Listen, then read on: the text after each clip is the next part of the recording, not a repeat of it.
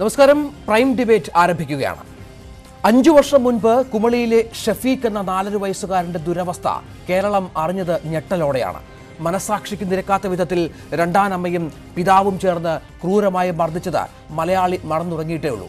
അതിജീവനത്തിനായി പൊരുതി വേദനയ്ക്കും കണ്ണുനീരിനുമിടെ കടന്നുപോയ അവൻ സുമനസ്സുകളുടെ കാരുണ്യത്തിൽ ജീവിതത്തിലേക്ക് പതിയെ തിരികെ വരികയാണ്. ഇന്ന് മലയാളിയുടെ ഉള്ളുകലങ്ങിയത് ഇടുക്കി ജില്ലയിൽ നിന്നുള്ള മറ്റൊരു സംഭവം കേട്ടാണ്. രണ്ടാനച്ഛൻ ചവിട്ടി ഭിത്തിയിൽ തലയടിച്ച് ഗുരുതരാവസ്ഥയിൽ വെന്റിലേറ്ററിൽ ജീവനോട് പൊരുതിക്കഴിയുന്ന 7 വയസ്സുകാരനെ ഓർത്ത്, സമാനമായ പീഡനം അനുഭവിച്ചു വന്ന അവൻ്റെ കുഞ്ഞനുജനെ ഓർത്ത്. ഷഫീഖിനെ മറന്നവർ ഇവരെയും മറക്കും.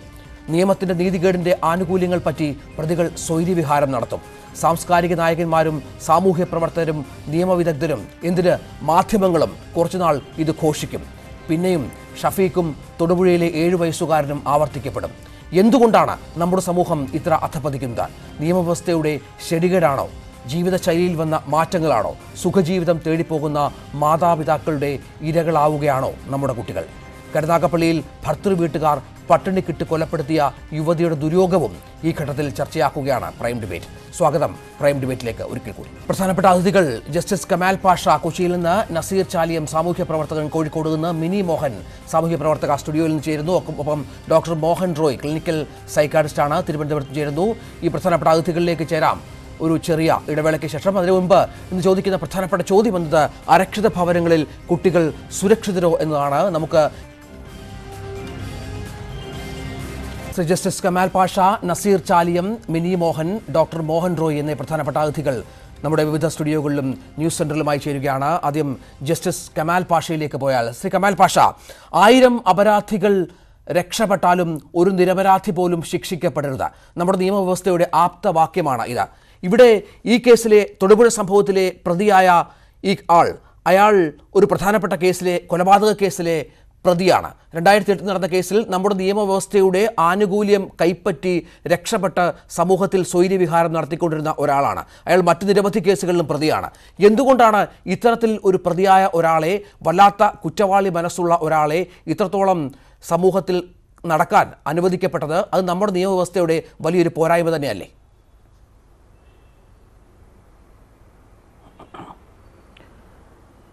നിയമവ്യവസ്ഥയിൽ ഒരുപാട് പഴുതുകളുണ്ട്, ഇല്ലയെന്ന് പറയാൻ പറ്റുന്നില്ല. പ്രത്യേകിച്ച് നമ്മുടെ ക്രിമിനൽ നടപടി നിയമം തന്നെ ഒരു പൊളിച്ചെഴുത്ത് ആവശ്യമാണ് എന്നാണ് എൻ്റെ അഭിപ്രായം. മറ്റ് പല രാജ്യങ്ങളും ഇപ്പോൾ ഫോളോ ചെയ്യുന്ന ഇൻക്വിസിറ്റോറിയൽ സിസ്റ്റത്തിലേക്ക് മൂവ് ചെയ്യേണ്ട കാലം അതിക്രമിച്ചിരിക്കുന്നു എന്ന് എനിക്ക് തോന്നുന്നു. ഇവിടെ ഈ പറഞ്ഞ അക്രമി അയാൾ ഒരു മർഡർ കേസിൽ പ്രതിയായിരുന്നു, കൊലപാതക കേസിൽ പ്രതിയായിരുന്നു. പക്ഷേ അയാൾ ശിക്ഷിക്കപ്പെടാതെ അയാൾ വെറുതെ വിട്ടുപോയി. ആ വെറുതെ വിടുന്നതിന് ഒരുപാട് കാരണങ്ങളുണ്ട് വെറുതെ വിട്ടു പോകുന്നതിന്. ഇപ്പോൾ സാക്ഷികൾ സഹകരിക്കുന്നില്ല, നമ്മുടെ സമൂഹത്തിൻ്റെ കുഴപ്പമാണ്. സാക്ഷികൾ സഹകരിക്കാതെ സാക്ഷികൾ കൂറുമാറി കഴിഞ്ഞാൽ കോടതികൾ നിസ്സഹായരാണ്.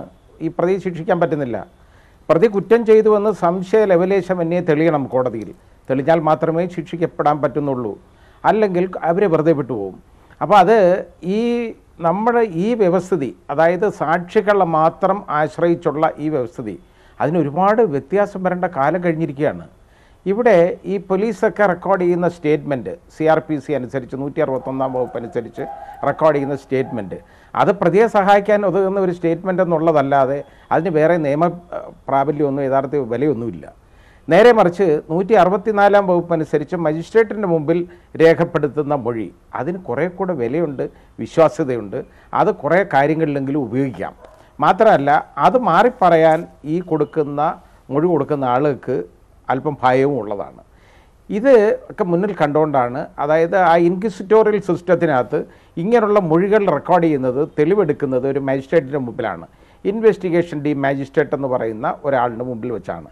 അപ്പോൾ അതിൽ ഒരുപാട് അതിന് കുറച്ചുകൂടെ വിലയുണ്ട്. വിലയെന്ന് പറഞ്ഞു കഴിഞ്ഞാൽ ഇവരിത് മാറി പറയാൻ പറ്റത്തില്ല. മാറി പറഞ്ഞാൽ പെർജുറിക്ക് അവർ പ്രതിയാവും, കേസിനകത്ത് പ്രതിയാവും. അതുകൊണ്ട് അവർ പലപ്പോഴും അത് മാറി പറയത്തില്ല സാക്ഷികൾ. നേരെ മറിച്ച് നമ്മുടെ സിസ്റ്റത്തിൽ ഈ സാക്ഷികളെല്ലാം അവർ പലപ്പോഴും കൂറുമാറും. നമുക്ക് കാണാം, എത്രയോ കേസുകൾ എൻ്റെ മുമ്പിൽ ഞാനത് കണ്ടിട്ടുള്ളതാണ്. നമുക്ക് തന്നെ വളരെ സങ്കടം തോന്നുന്ന ചില സിറ്റുവേഷനുണ്ട്. കൂറുമാറിയിട്ട് നമ്മൾ നിസ്സഹായരായി മാറിയിരിക്കുക. അങ്ങനെയുള്ള പലപ്പോഴും അങ്ങനെ സംഭവിക്കാറുണ്ട്.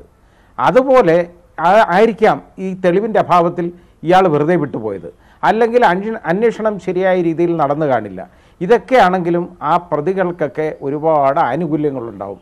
സംശയത്തിൻ്റെ ആനുകൂല്യം കിട്ടിക്കഴിഞ്ഞാൽ അവർ വിട്ടേക്കുള്ളൂ, പ്രതി വിടാതിരിക്കാൻ നിവൃത്തിയില്ല നമ്മുടെ ഇപ്പോഴത്തെ നിയമസംഹിത അനുസരിച്ച്. അതിൽ മാറ്റം വരണം. ഇത് പ്രോസിക്യൂഷൻ്റെ തെളിവ് ഭാരം എന്ന് പറയുന്നത് വളരെ വലുതാണ് നമ്മുടെ നിയമത്തിൽ. ഈ തെളിവ് ഭാരം അല്പം ലഘൂകരിക്കേണ്ട കാലം കഴിഞ്ഞിരിക്കുന്നു. കാര്യം ഇപ്പോൾ കാലങ്ങൾ കഴിഞ്ഞപ്പോൾ ഈ ആളുകളുടെ മനോഭാവത്തിൽ വ്യത്യാസം വന്നു, പെരുമാറ്റ രീതിയിൽ വ്യത്യാസം വരുന്നു. അതാണല്ലോ ഇപ്പോൾ നമ്മൾ കാണുന്നത്. 19കാരിയെ റോഡിൽ പെട്രോൾ ഒഴിച്ചിട്ട് കത്തിക്കുക, ജീവനോടെ കത്തിക്കുക. ഒന്ന് ആലോചിച്ച് നോക്കിക്കോളൂ. ആ രീതിയിലേക്ക് ആളുകൾ ചിന്തിച്ചു തുടങ്ങി. ഇതുപോലുള്ള ഈ പിഞ്ചു വയസ്സുള്ള ഒരു സുന്ദരനായ ബാലനെ, ആ കുഞ്ഞിനെ 7 വയസ്സ്, മനസ്സാക്ഷി അല്പമെങ്കിലുമുള്ള ഒരുത്തൻ ഇപ്പം മൃഗങ്ങൾ പോലും ചെയ്യത്തില്ലെന്നാണ് എൻ്റെ അഭിപ്രായം. അത് കണ്ടപ്പോൾ ആ രീതിയിൽ ആ പയ്യൻ ഉപദ്രവിക്കപ്പെട്ടു. ആ കുഞ്ഞ് മരണത്തോട് മല്ലടിക്കുകയാണ്. ഏതാണ്ട് മരിച്ചു കഴിഞ്ഞ അവസ്ഥയിലാണ് ആ കുഞ്ഞ്. ഒന്ന് ആലോചിച്ച് നോക്കിക്കോളൂ. ആ 7 വയസ്സുകാരൻ. വേറെ നമ്മൾ ഈ അടുത്ത സമയത്ത് കേട്ടതാണ്, ഏകലവ്യൻ എന്ന് പറയുന്ന 2 വയസ്സുള്ള ഒരു പിഞ്ചു കുഞ്ഞ്, ഒരു കുട്ടി ഇതുപോലെ തന്നെ അമ്മയ്ക്ക് അവളുടെ കാമുകനോടൊപ്പം പോകേണ്ടതുകൊണ്ട് ആ കുഞ്ഞിനെ ഈ കാമുകനോട് ചവിട്ടിക്കൊന്നതാണ്. അവൻ്റെ വാരിയലുകളെല്ലാം തകർന്നു. അതേപോലെ തന്നെ ഈ കുഞ്ഞിൻ്റെ വാരിയലൊടിഞ്ഞിട്ടുണ്ട്, അതിനെ ഉപദ്രവിച്ച്. അതിൻ്റെ തലയ്ക്ക് ഗുരുതരമായി പരിക്കേറ്റു. ഇപ്പോൾ ഇതൊക്കെ മനുഷ്യൻ്റെ മനസാക്ഷികളെ മരവിപ്പിക്കുന്ന സംഭവങ്ങളാണ് നമ്മളിപ്പോൾ സമൂഹത്തിൽ കാണുന്നത്. ഇയാൾ നല്ലൊരു കുടുംബ പശ്ചാത്തലത്തിൽ നിന്ന് വരുന്ന ആളാണ്. ഇയാളുടെ മാതാപിതാക്കൾ ബാങ്ക് ഉദ്യോഗസ്ഥരാണ്. അപ്പൂപ്പൻ ഒരാൾ മേജറായി പട്ടാളത്തിൽ വലിയ ഉന്നതമായ ഒരു പോസ്റ്റിൽ റിട്ടയർ ചെയ്ത ഒരാളുമാണ്. ഒപ്പം ഇയാളും വിദ്യാഭ്യാസപരമായി ഏറെ മുന്നിലുള്ള ആളാണ്. ഈ മാതാവും സമാനമായ രീതിയിൽ തന്നെയുള്ള ആളാണ്. ഇത്രത്തോളം വിദ്യാഭ്യാസമുള്ള ആളുകൾ തന്നെ ഇത്തരം പ്രവൃത്തിയിലേക്ക് തിരിയുന്നത് ഇത്ര അതിക്രൂരമായി, താങ്കൾ പറഞ്ഞതുപോലെ മനുഷ്യ മനസാക്ഷിയെ പോലും ഞെട്ടിക്കുന്ന വിധത്തിൽ ഒരു സാധാരണ മനുഷ്യന് ചിന്തിക്കാൻ പറ്റാത്ത വിധത്തിലേക്ക് പോകുന്നത് എന്തുകൊണ്ടാണ്?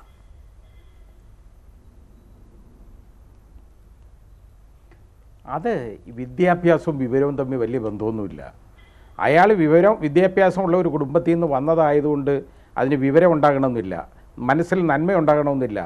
അത് അയാളെ ശരിയായ രീതിയിൽ അയാളെ ജീവിക്കാൻ പഠിപ്പിച്ചിട്ടില്ല അവൻ്റെ അച്ഛനും അമ്മയും. അതാ ആദ്യം നമ്മൾ നോക്കേണ്ടത്.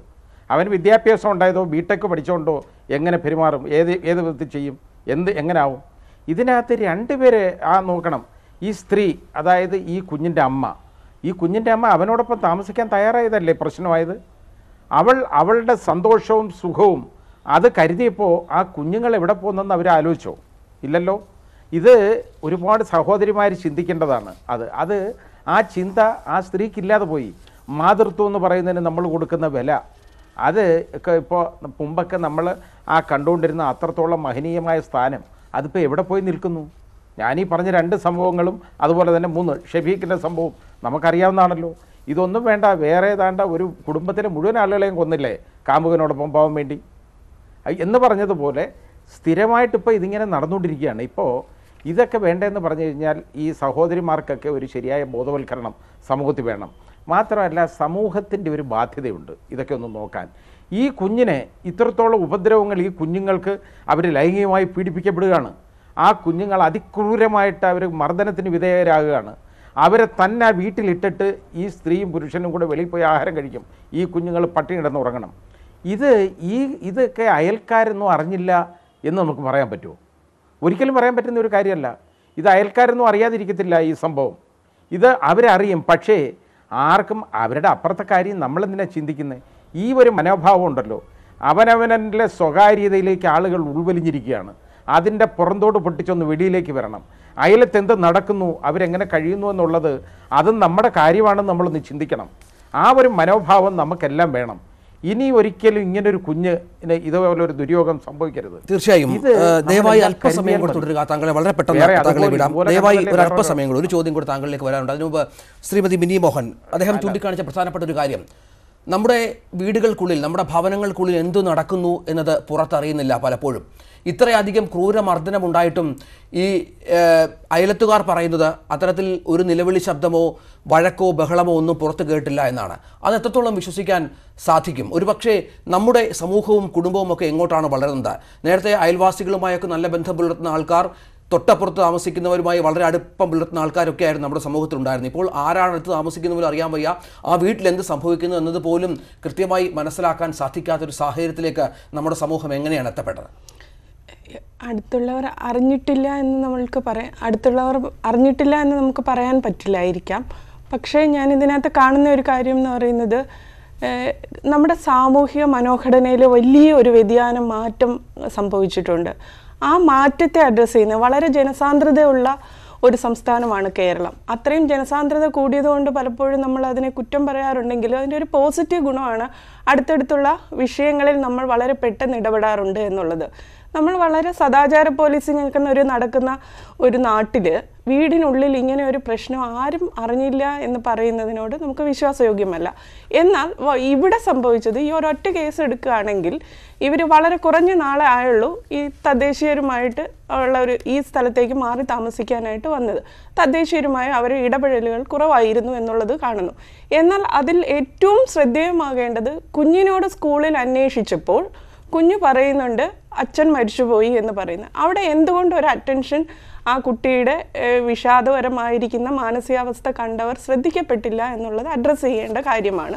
ഈ സാമൂഹിക മനോഘടനയുടെ വ്യതിയാനങ്ങളെക്കുറിച്ച് നമ്മൾ വളരെ വ്യക്തമായി പഠിക്കേണ്ടതുണ്ട്. കാരണം ഒരു 100 വർഷങ്ങൾക്ക് മുമ്പ് ചാർലി ചാപ്ലിനെ കുറിച്ചിട്ടൊക്കെ നമ്മൾ കേൾക്കുന്ന സമയങ്ങളിൽ ചാർലി ചാപ്ലിൻ്റെ ചൈൽഡ്ഹുഡ് വളരെ ദുസ്സഹമായിരിക്കുകയും പേരൻസുമായിട്ടുള്ള ദുസ്സഹമായ അവസ്ഥയിൽ നിന്ന് അദ്ദേഹത്തെ മാറ്റി പാർപ്പിക്കുകയും ചെയ്തിരിക്കുന്ന ഒരു കഥകളിലൂടെയെങ്കിലും നമ്മൾ കേട്ട് വളർന്നവരാണ്.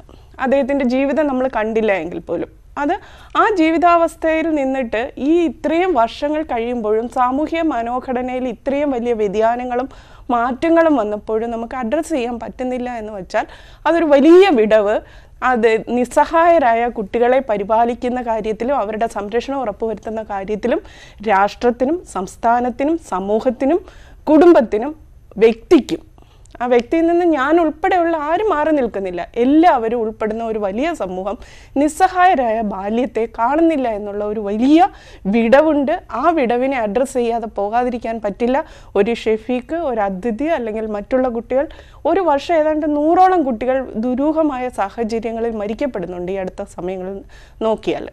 അപ്പോൾ അതിനെയൊന്നും നമ്മൾ അഡ്രസ്സ് ചെയ്യുന്നില്ല. അത്തരം വിഷയങ്ങളെയൊക്കെ ഏകോപിപ്പിച്ച് മാറ്റി നിർത്തി പഠനങ്ങളും സാമൂഹിക മനോഘടനയെക്കുറിച്ചുള്ള പഠനങ്ങൾ വളരെ വ്യക്തമായി പഠിക്കേണ്ടിയിരിക്കുന്നു.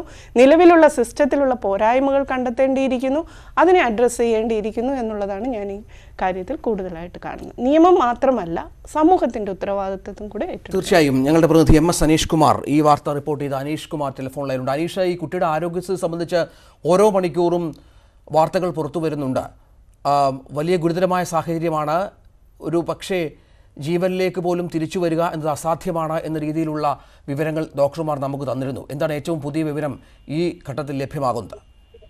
രഞ്ജിത്ത്, മെഡിക്കൽ ബോർഡ് അല്ലെങ്കിൽ വിദഗ്ധ ഡോക്ടർമാർ കോട്ടയം മെഡിക്കൽ കോളേജ് ആശുപത്രിയിൽ നിന്നും വന്ന് പരിശോധിച്ച ശേഷം ചില കാര്യങ്ങൾ പറഞ്ഞിരുന്നു. അതായത് മസ്തിഷ്ക മരണം എന്ന നേരത്തെ സ്ഥിരീകരിക്കപ്പെട്ട രീതിയിലേക്ക് കാര്യങ്ങൾ എത്തിയിട്ടില്ല എന്ന് പറഞ്ഞിരുന്നു. എങ്കിൽ പോലും ഏതാണ്ട് തിരിച്ചുവരവ് ജീവിതത്തിലേക്ക് എന്നത് ഏതാണ്ട് അപ്രാപ്യമായി തന്നെ മാറിയിരിക്കുന്നു എന്നാണ് ഡോക്ടർമാർ പറയുന്നത്. കഴിഞ്ഞ 2 ദിവസമായി കുട്ടിയെ ചികിത്സിക്കുന്ന ഡോക്ടർമാരും തിരിച്ചുവരവ് ഉണ്ടാവില്ല എന്ന രീതിയിൽ തന്നെയാണ് പറയുന്നത്. പക്ഷേ ഒരു അതിജീവനത്തിന്റെ അവസാന കണിക ഒരു പക്ഷേ ആ കുട്ടി പുറത്തെടുക്കുന്നതായിരിക്കാം നമ്മൾ കണ്ടുകൊണ്ടിരിക്കുന്നത്. ശരീരഭാഗങ്ങളൊന്നും ഒരു രീതിയിലും ചലിക്കുന്നില്ല. ശ്വസനം പൂർണ്ണമായും സ്വന്തമായി നടത്താൻ കഴിയാത്ത അവസ്ഥയിൽ തന്നെ വെന്റിലേറ്ററിന്റെ സഹായത്തോടെയാണ് ആ ശ്വസനം നടത്തുന്നത്. രക്തസമ്മർദ്ദത്തിന്റെ കാര്യങ്ങളും മരുന്നുകളുടെ പിൻബലത്തിലാണ് നടത്തിക്കൊണ്ടുപോകുന്നത്. എന്തായാലും മറ്റ് ശരീരഭാഗങ്ങൾ പൂർണ്ണമായും പണിമുടക്കിയ സാഹചര്യത്തിലും തലച്ചോറിന്റെ പ്രവർത്തനം പൂർണ്ണമായും നിലച്ച സാഹചര്യത്തിലും ഒരു തിരിച്ചുവരവ് ഉണ്ടാവില്ല എന്ന രീതിയിൽ തന്നെയാണ് ഡോക്ടർമാർ പറയുന്നത്. പക്ഷേ എത്രമാത്രം അതിജീവനം ആ കുട്ടി ഇനി മുന്നോട്ട് കൊണ്ടുപോകും, എത്ര ദിവസം കൂടി അവൻ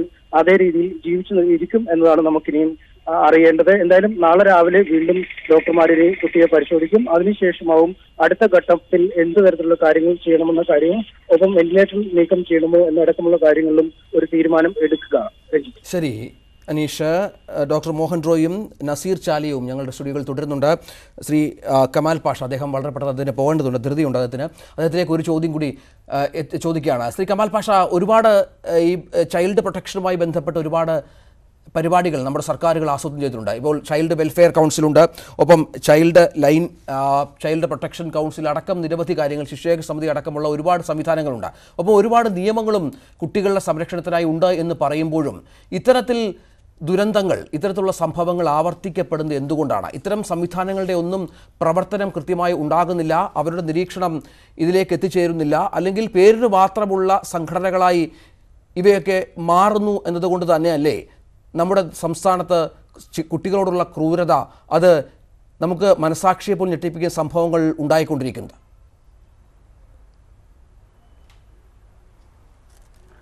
അത് നമ്മൾ കാണേണ്ട, അതിനൊരു കാഴ്ചപ്പാട് വേണം.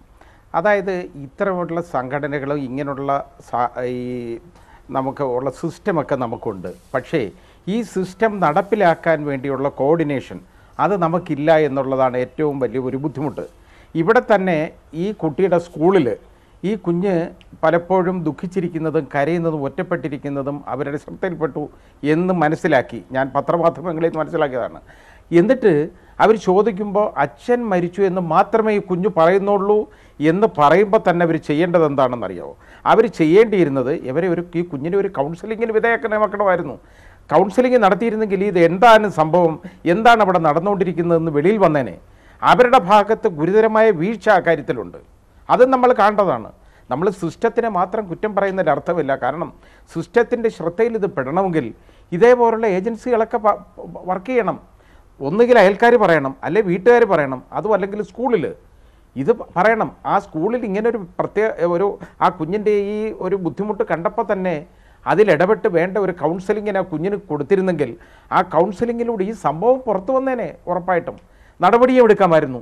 അവരിങ്ങനെ ഒരു ദാരുണ മരണം, അതായത് മരണത്തോട് മല്ലടിഞ്ഞ് കിടക്കേണ്ട ഈ അവസ്ഥ ആ കുഞ്ഞിനുണ്ടാവത്തില്ലായിരുന്നു. അത് ഒരു കാര്യം. അത് സിസ്റ്റത്തിൻ്റെ മാത്രം പ്രശ്നമല്ല.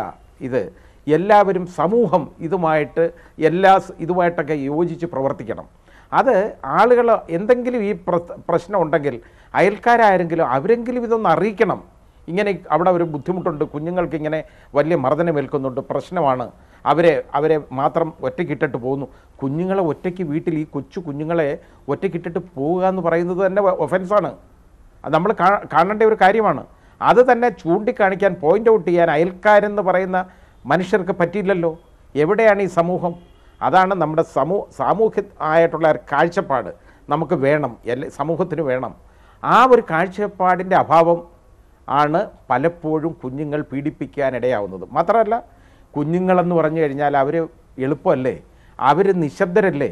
അവരെ ഭീഷണിപ്പെടുത്തിയാൽ അവരുടെ നിശബ്ദത അവർക്ക് സൃഷ്ടിക്കാൻ കഴിയത്തില്ലേ? അവരുടെ നിശബ്ദത വാചാലമാകും എപ്പോൾ അവർ പറയുന്നത് കേട്ടാൽ, അവരോട് ചോദിച്ചാൽ, ശരിയായിട്ട് ചോദിച്ചാൽ അവരുടെ നിശബ്ദത വാചാലമാകും. അങ്ങനെയാക്കണം ഈ സമൂഹം. ആ രീതിയിലേക്ക് എല്ലാവരും ഒന്ന് ശ്രദ്ധിക്കണം. അങ്ങനെ ഒരു അപേക്ഷ എനിക്കുള്ളൂ. ഇത് കണ്ട് മനന്നൊന്ന് പറയുന്നതാണ്. ഡോക്ടർ മോഹൻ റോയ്, ഈ കുട്ടികൾക്ക് മേൽ മാതാപിതാക്കൾക്ക് വല്ലാത്ത ഒരു അവകാശമുണ്ട്. അവരെ എന്തിനും ശിക്ഷിക്കാൻ അവർക്ക് പറ്റും എന്ന ഒരു മനോഭാവം പൊതുവെ ഉണ്ടോ? അത്തരത്തിലുള്ള ഈ പരീക്ഷയിൽ മാർക്ക് കുറഞ്ഞാലും ഇത്തരം സംഭവങ്ങൾ എന്തെങ്കിലും ഉണ്ടായാലും ഒക്കെ അവരെ വല്ലാത്ത രീതിയിൽ ശിക്ഷിക്കാം, അതിനുള്ള അവകാശം തങ്ങൾക്കുണ്ട് എന്ന് പൂർണ്ണമായും വിചാരിക്കുന്ന മാതാപിതാക്കളുണ്ടോ? അത്തരം ഒരു മനോഭാവത്തിലുണ്ടായ ഒരു മാറ്റം, ആ അവകാശം സ്ഥാപിക്കപ്പെടാനുള്ള ഒരു രീതി, അതൊക്കെ തന്നെ ആയിരിക്കുമോ ഇത്തരത്തിൽ ക്രൂരമായ മർദ്ദനം ഏറ്റുവാങ്ങേണ്ടി വരുന്നത് പല ബാലികൾക്കും?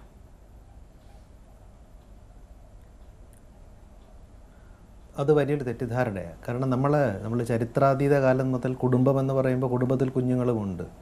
അപ്പോൾ ഈ കുഞ്ഞുങ്ങളെ നോക്കി വളർത്തുന്നത്, പോറ്റി വളർത്തുന്നത് തങ്ങളാണെന്നും തങ്ങൾ ചെയ്യുന്നതെല്ലാം കുഞ്ഞിൻ്റെ നല്ല കാര്യത്തിന് വേണ്ടിയാണെന്നും കുഞ്ഞിന് ഹിതകരമല്ലാത്ത ഒന്നും തങ്ങൾ ചെയ്യില്ല എന്നും എല്ലാ മാതാപിതാക്കൾക്കും സ്വാഭാവികമായിട്ടും വിചാരിച്ചു തുടങ്ങിയിട്ടുണ്ട്. പക്ഷേ ഒരിക്കലും അങ്ങനെയല്ല. അതുകൊണ്ട് ഈ കുഞ്ഞുങ്ങളുടെ പുറത്ത് നമുക്ക് ജന്മസിദ്ധമായ എന്തോ ഒരു അവകാശം കിട്ടിയിട്ടുണ്ട്. അവരെ നമുക്ക് ശിക്ഷിക്കാം, ഉപദ്രവിക്കാം, അവർ വെറും കളിപ്പാവകളാണ് എന്നുള്ള രീതിയിൽ പോലും കൃത്യമായി അങ്ങനെ ചിന്തിക്കുന്നില്ലെങ്കിൽ പോലും അവരുടെ ഇത്തരം പ്രവർത്തികൾ കാണുമ്പോൾ നമ്മളങ്ങനെ ചിന്തിച്ചു പോകും. ഇതിലെന്താ സംഭവിക്കുന്നതെന്ന് വെച്ചാൽ, ഒരു കുഞ്ഞിന് അവകാശങ്ങളുണ്ട്, ഒരു കുഞ്ഞിന് അധികാരങ്ങളുണ്ട്. ആ കുഞ്ഞിൻ്റെ ദേഹത്ത് തൊടാൻ നമുക്ക് സാധിക്കുമോ എന്നുള്ളത് എല്ലാ മാതാപിതാക്കൾക്കും ഉറക്കെ ചിന്തിക്കേണ്ട. നമ്മളെന്താ ഇവിടെ ചെയ്യുന്നത്? കുഞ്ഞിന് മാർക്ക് കുറഞ്ഞാൽ അവനെ കളിയാക്കുന്നു, അവനെ പരിഹസിക്കുന്നു, ഇങ്ങനെ കൊച്ചാക്കി സംസാരിക്കുന്നു.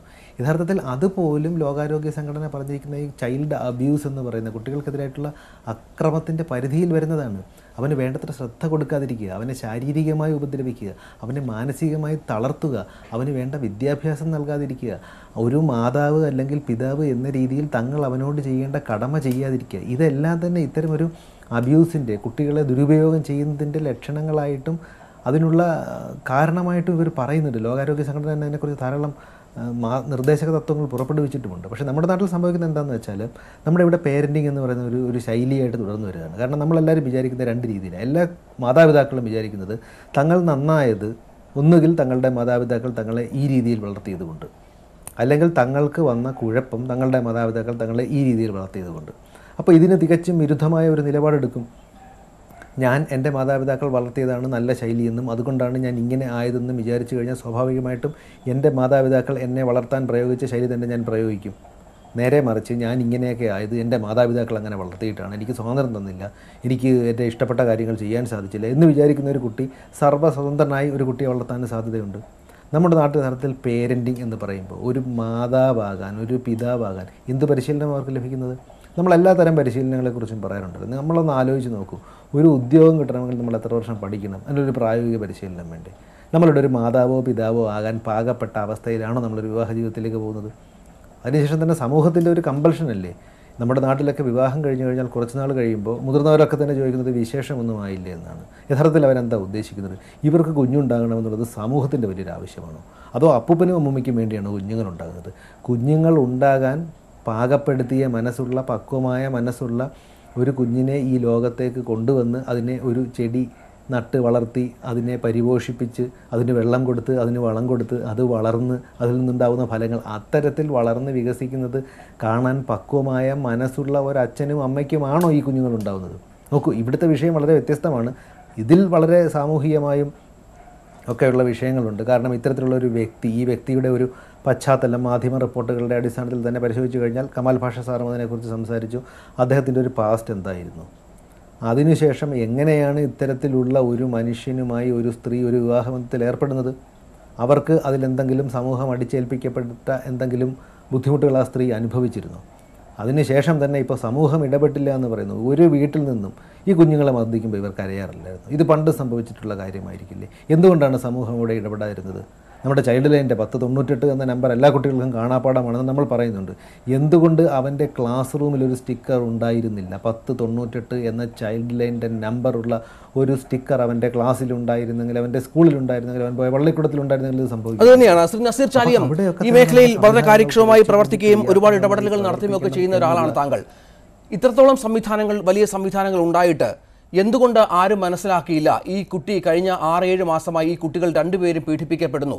അത് ധൈര്യപൂർവ്വം അതിൻ്റെ അയൽക്കാരുടെ അടുത്തോ അധ്യാപകരുടെ അടുത്തോ പറയാൻ സാധിക്കാതിരുന്നത് എന്തുകൊണ്ടാണ്? അത്രത്തോളം അടിച്ചമർത്തപ്പെട്ട രീതിയിൽ ഇത് ഈ 6-7 മാസം ജീവിപ്പിക്കപ്പെട്ടു. വലിയ തോതിൽ മർദ്ദനമേറ്റ് ലൈംഗികമായി പോലും പീഡിപ്പിക്കപ്പെട്ട് കഴിയുകയായിരുന്നു ഈ രണ്ട് കുഞ്ഞുങ്ങളും, രണ്ട് കുരുന്നുകളും എന്ന് പറയുമ്പോൾ എന്തൊരു വല്ലാത്ത അവസ്ഥയാണത്. നമ്മുടെ ഈ സംവിധാനങ്ങളൊക്കെ വല്ലാത്ത രീതിയിൽ പരാജയപ്പെടുന്നു. ഇവയൊക്കെ പിരിച്ചുവിടണം, ഇവയൊക്കെ എന്തിന് പ്രവർത്തിക്കുന്നു എന്ന ചോദ്യം ഉയരേണ്ട ഒരു പശ്ചാത്തലം കൂടിയല്ലേ ഇത്? നമ്മുടെ നാട്ടിൽ നമ്മുടെ അല്ല, അതിൽ കുറെ കൂടെ വ്യത്യസ്തമായ കാര്യങ്ങൾ മനസ്സിലാക്കണം. നേരത്തെ കമാൽ പാഷ സാർ പറഞ്ഞതുപോലെ ഒരു കുട്ടിയെ കേൾക്കാൻ അംഗവും ആക്ടിംഗ് ചെയർമാനുമായി പ്രവർത്തിക്കുന്ന സമയത്ത് ശരി പറഞ്ഞോളൂ. ഞാൻ ബാലാവകാശ കമ്മീഷൻ്റെ അംഗവും ആക്ടിംഗ് ചെയർമാനുമായി ഒക്കെ പ്രവർത്തിച്ചിരുന്ന കാലത്ത് ഏറ്റവും അധികം പരാതികൾ കുട്ടികളിൽ നിന്ന് തന്നെ വന്നിരുന്നു. കാരണം കുട്ടികൾ അയക്കുന്ന പരാതികൾക്ക് അല്ലെങ്കിൽ അവരുടെ ഫോൺ കോളുകൾക്ക് അതിനനുസരിച്ച് ആക്ട് ചെയ്ത് പ്രവർത്തിക്കാനുള്ള ഒരു മനസ്സ് നമുക്കുണ്ടെങ്കിൽ അവർ പരാതികൾ അയച്ചുകൊണ്ടേയിരിക്കും, അവർ സംസാരിച്ചുകൊണ്ടേയിരിക്കും. ഇവിടെ പ്രധാനമായും ഞാൻ മനസ്സിലാക്കുന്നത് എൻ്റെ ഈ ഇതുമായി ബന്ധപ്പെട്ട മേഖലകളിൽ ഗവൺമെൻറ് ബോഡികളിലും ഒക്കെ പ്രവർത്തിച്ച ഒരു പരിചയത്തിൽ എനിക്ക് മനസ്സിലാകുന്നത് നമ്മുടെ കുട്ടികൾക്ക് പരാതി പറയാനുള്ള ഏറ്റവും അടിസ്ഥാനപരമായ ഒരു മെക്കാനിസമായിരുന്നു ഈ കൗൺസിലിംഗ് സംവിധാനം സ്കൂളിലെ. അപ്പോൾ സ്കൂളുകളിൽ ഈ കുട്ടികൾക്ക് നേരിടുന്ന അല്ലെങ്കിൽ കുട്ടികളുടെ ഈ അവസ്ഥക്ക് അതിന് കൗൺസിലിംഗ് സംവിധാനമുണ്ട്. സോഷ്യൽ ജസ്റ്റിസ് ഡിപ്പാർട്ട്മെൻറ്റ് അതിന് പ്രത്യേകമായി ഒരു കൗൺസിലറെ എല്ലാ സ്കൂളുകളിലും നിയമിച്ചിട്ടുണ്ട്. അത്തരം ഒരു സംവിധാനം കാര്യക്ഷമമായി പ്രവർത്തിച്ചിരുന്നുവെങ്കിൽ ഈ കുട്ടിയുടെ വിഷയം നേരത്തെ തന്നെ നമ്മുടെ അതോറിറ്റി മുമ്പാകെ എത്തുമായിരുന്നു. അതുപോലെ തന്നെ നേരത്തെ ഈ ബാലാവകാശ കമ്മീഷൻ്റെ ഒരു സർക്കുലറിൻ്റെ അടിസ്ഥാനത്തിൽ സംസ്ഥാനത്ത് ഇത്തരം ഇഷ്യൂസ് ഉണ്ടാകുന്ന സമയങ്ങളിൽ ഏറ്റവും ഗ്രാസ് റൂട്ട് ലെവലിൽ നിന്നുള്ള ഒരു ഇടപെടൽ ഉണ്ടായാൽ മാത്രമേ നമുക്ക് ട്രേസ് ഔട്ട് ചെയ്യാൻ പറ്റൂ. ഇപ്പം പോലീസ് ആകട്ടെ, അല്ലെങ്കിൽ child welfare committee, juvenile justice board, commission അടക്കമുള്ള സംവിധാനങ്ങളിലൊക്കെ എത്തുന്നതിന് മുമ്പായി ഏറ്റവും അടിസ്ഥാനപരമായി ഈ താഴേക്കടയിൽ പ്രവർത്തിക്കുന്ന ജാഗ്രതാ സമിതികളെ പോലെ, അതുപോലെ തന്നെ റെസിഡൻറ്റ് അസോസിയേഷൻ, ഇത്തരം സംവിധാനങ്ങൾ ശക്തിപ്പെടുത്തുകയും അതിന് വേണ്ട പ്രവർത്തനങ്ങൾ നടത്തുന്നതിന് വേണ്ടി നേരത്തെ തന്നെ ഞാൻ കമ്മീഷനിൽ പ്രവർത്തിക്കുന്ന സമയങ്ങളിൽ ഞങ്ങളൊരു സർക്കുലർ ഇഷ്യൂ ചെയ്യുകയും അത് ലോക്കൽ അഡ്മിനിസ്ട്രേഷൻ എല്ലാ പഞ്ചായത്തുകൾക്കും ഈ ജാഗ്രതാ സമിതി ശക്തിപ്പെടുത്താനും അവരുടെ കുട്ടികളുടെ പ്രശ്നങ്ങൾ കേൾക്കുന്നതിന് പ്രത്യേക ഗ്രാമസഭ അടക്കമുള്ള കാര്യങ്ങൾ വിളിച്ചു ചേർക്കുന്നതിനും നിർദ്ദേശം നൽകിയിരുന്നു. പക്ഷേ പലപ്പോഴും ഇത്തരം സംവിധാനങ്ങൾ കാര്യക്ഷമമായി പ്രവർത്തിക്കുന്നില്ല എന്നുള്ളതാണ് ഏറ്റവും പ്രധാനമായ വസ്തുത. അതോടൊപ്പം തന്നെ ഇത്തരം കാര്യങ്ങൾ കണ്ടെത്തുന്നതിൽ ഏറ്റവും പ്രധാനമായി പങ്കുവഹിക്കാൻ കഴിയുന്ന ഒരു വിഭാഗമാണ് റെസിഡൻസ് അസോസിയേഷൻ. നമുക്ക് പിന്നെ ഈ അതോറിറ്റികൾ അല്ലെങ്കിൽ സ്റ്റാറ്റ്യൂട്ടറി അതോറിറ്റികൾ അവരിലേക്ക് ആ പ്രശ്നങ്ങൾ കേൾക്കുന്നതിനും അതിനെ എത്തിക്കുന്നതിനും ഏറ്റവും സഹായകമായ ഒരു സംവിധാനമാണ് റെസിഡൻസ് അസോസിയേഷൻ്റെ കൂട്ടായ്മകൾ. കാരണം നമ്മുടെ ഗവൺമെൻറ് സംവിധാനങ്ങൾ അതുപോലെ തന്നെ സ്റ്റാറ്റ്യൂട്ടറി അതോറിറ്റികളൊക്കെ ആക്ട് ചെയ്യുന്നതിനപ്പുറം സിവിൽ സൊസൈറ്റിക്ക് കൂടി അവരുടെ ഈ പ്രശ്നങ്ങൾ അവർക്ക് കൂടി പങ്കാളിത്തമുണ്ടാക്കുന്ന സംവിധാനം വ്യാപകമായി നമ്മുടെ സംസ്ഥാനങ്ങളിൽ, നമ്മുടെ സമൂഹത്തിൽ ശക്തിപ്പെട്ടാൽ മാത്രമേ ഓരോ സമൂഹത്തിലെ ഓരോ കുട്ടിയും അനുഭവിക്കുന്ന പ്രശ്നങ്ങളെ സംബന്ധിച്ച് നമുക്ക് നേരിട്ട് കാര്യങ്ങൾ എത്തിക്കാൻ പറ്റൂ. ഇപ്പോൾ ഇത്തരം ഒരു സംവിധാനം നടന്നു കഴിഞ്ഞാൽ, അല്ലെങ്കിൽ കുട്ടികൾക്കെതിരെ ഇത്തരം ഒരു പ്രശ്നങ്ങൾ നടന്നു കഴിഞ്ഞാൽ അതിന് ഒരുപാട് മെക്കാനിസം ഉണ്ട്. ആ കുട്ടികൾ പ്രൊട്ടക്ഷൻ കൊടുക്കുന്നതിന്, അല്ലെങ്കിൽ ആ കുട്ടിയുടെ റിഹാബിലിറ്റേഷൻ പ്രോസസ്സിനെ സംബന്ധിച്ച്, പ്രോസിക്യൂഷനെ സംബന്ധിച്ച്. പക്ഷേ ഇത്തരം സംവിധാനങ്ങൾ അല്ലെങ്കിൽ ഇത്തരം ആക്രമണങ്ങൾ, കുട്ടികൾക്കെതിരെയുള്ള ഇത്തരം പീഡനങ്ങൾ എങ്ങനെ നേരത്തെ തന്നെ നമുക്കതിനെ കണ്ടെത്തി പരിഹാരം നൽകുക എന്നുള്ള ആ ഒരു കാര്യത്തിലാണ് നമ്മുടെ മെഷനറികൾ പ്രധാനമായും പരാജയപ്പെടുന്നത്. അപ്പോൾ ഇതിന് ഏറ്റവും പ്രധാനമായി പങ്കുവഹിക്കാനാവുക സിവിൽ സൊസൈറ്റിക്കാണ്. ഇപ്പോൾ സിവിൽ സൊസൈറ്റി എന്ന് പറയുമ്പോൾ ജാഗ്രതാ സമിതികൾ അതാത് ഗ്രാമസഭകളിലും അതുപോലെ തന്നെ ഗ്രാമപഞ്ചായത്തിൻ്റെ വാർഡുകളിൽ പ്രവർത്തിക്കുന്ന ഇത്തരം സംവിധാനങ്ങൾ. അതോടൊപ്പം തന്നെ നേരത്തെ കമാൽ പാഷ സാറ് പറഞ്ഞതുപോലെ ആ കുട്ടിയെ കേൾക്കാത്ത കൗൺസിലർ, സ്കൂളിലെ കൗൺസിലർ, അല്ലെങ്കിൽ ആ കുട്ടിയുടെ കരച്ചിൽ കേൾക്കുമ്പോൾ കേൾക്കാതിരിക്കുന്ന അയൽവാസികൾ, അവർക്ക് ഓരോരുത്തർക്കും ഇത്തരം ഈ കുറ്റകൃത്യങ്ങളിൽ നമുക്ക് പങ്കുണ്ട്. അതിൽ ഒഴിഞ്ഞു മാറിക്കൂടാ. കാരണം ഗവൺമെൻറ് മെഷീനറിയെ മാത്രം നമുക്ക് കുറ്റം പറഞ്ഞുകൊണ്ട് ഇത്തരം സംവിധാനങ്ങളിൽ നിന്ന് ഒഴിഞ്ഞു മാറിക്കൂടാ. കാരണം നമ്മളെല്ലാവരും ഒരു പുതിയ പ്രവണത ശക്തിപ്പെട്ടുകൊണ്ടിരിക്കുന്നത് നമ്മിലേക്ക്, നമ്മുടെ സ്വകാര്യതയിലേക്ക് നമ്മൾ മാറുന്നതാണ്. പക്ഷേ അതിൽ നിന്നും വ്യത്യസ്തമായി പ്രതികരിക്കുക, അല്ലെങ്കിൽ കുട്ടികൾക്കെതിരെ അല്ലെങ്കിൽ ഒരു കുറ്റകൃത്യം നടക്കാനുള്ള സാധ്യതയുണ്ട്, അല്ലെങ്കിൽ ആ കുട്ടി ജീവിക്കുന്ന ഈ പ്രത്യേക സാഹചര്യങ്ങളിൽ, പ്രത്യേകിച്ച് രണ്ടാം അച്ഛനമ്മമാർ അല്ലെങ്കിൽ ഈ ബ്രോക്കൺ ഫാമിലിയിൽ വരുന്ന കുട്ടികൾ, ഇവരൊക്കെ കണ്ടെത്തുന്നതിന് അല്ലെങ്കിൽ അവരുടെ പ്രശ്നങ്ങൾ പരിഹരിക്കുന്നതിന്, പ്രശ്നങ്ങൾ അതിലേക്ക് വരാം. ശ്രീമതി മിനി മോഹൻ, നമ്മൾ ഈ പറഞ്ഞു വെച്ച കാര്യം നമ്മൾ അതിലേക്ക് തന്നെ അദ്ദേഹം പറഞ്ഞു വന്നത്. അതായത് ഈ കുട്ടി 6-7 മാസമായി ലൈംഗികമായി പോലും പീഡിപ്പിക്കപ്പെടുന്നു. 2 ആൺകുട്ടികൾ മർദ്ദനമേൽക്കുന്നു. കഴിഞ്ഞ ദിവസം രാത്രി ഈ മദ്യലഹരിയിൽ ഈ പ്രതി ഈ കുട്ടിയെ ഉപദ്രവിച്ച് തലയ്ക്ക് പരിക്കേറ്റ ആശുപത്രിയിൽ ആയിരുന്നില്ലായിരുന്നെങ്കിൽ ഇത് വീണ്ടും തുടർന്നേനേം. വർഷങ്ങളോളം ഒരുപക്ഷെ ഈ പീഡനം അനുഭവിക്കേണ്ടി വന്നേനേം, മാതാവിൻ്റെ അർദ്ധസമ്മതത്തോടു കൂടി തന്നെ. ഇവിടെയാണ് ഈ പറഞ്ഞതുപോലെ നമ്മുടെ താഴെത്തട്ടുള്ള സംവിധാനങ്ങൾ പരാജയപ്പെടുന്നത്, നമ്മുടെ സാമൂഹ്യ വ്യവസ്ഥയുടെ പരാജയമുണ്ടാകുന്നത്. ആർക്കും അറിയാൻ വയ്യ ഇത്തരം കാര്യങ്ങൾ പോകുന്നത്. സ്കൂളിൽ പോകുന്ന കുട്ടിയാണ്, അവിടെ പോലും കൃത്യമായി കാര്യങ്ങൾ മനസ്സിലാക്കി പുറത്തു വരാൻ സാധിക്കാത്ത സാഹചര്യമുണ്ടായത്. ഞാൻ ഇതിനെ മോഹൻ റോയ് സർ പറഞ്ഞതോടുകൂടി ചേർത്ത് തന്നെ വായിക്കുകയാണ്. മാതാപിതാക്കളുടെ റോൾസ് എന്താണെന്ന് നമ്മൾ കമ്മ്യൂണിറ്റി ഭയങ്കര കൃത്യമായി പറഞ്ഞു വെച്ചിരിക്കുന്നു. ഇതിനപ്പുറത്തേക്ക് പോയി കഴിഞ്ഞാൽ എല്ലാം പ്രശ്നമാകും എന്നുള്ള കാരണത്താൽ നിർബന്ധിതമായ അരക്ഷിതമായ കുട്ടികളുടെ മേൽ ഒരു ഭാരം നമ്മൾ അടിച്ചേൽപ്പിച്ചു കൊണ്ട് നടക്കുകയായിരുന്നു ഇത്ര കാലം. UNFPA ഒക്കെ പല പ്രോജക്ട്സുകൾ ഇവിടെ നടന്നിട്ടുള്ളതെല്ലാം അത് തന്നെയാണ് കാണിക്കുന്നത്.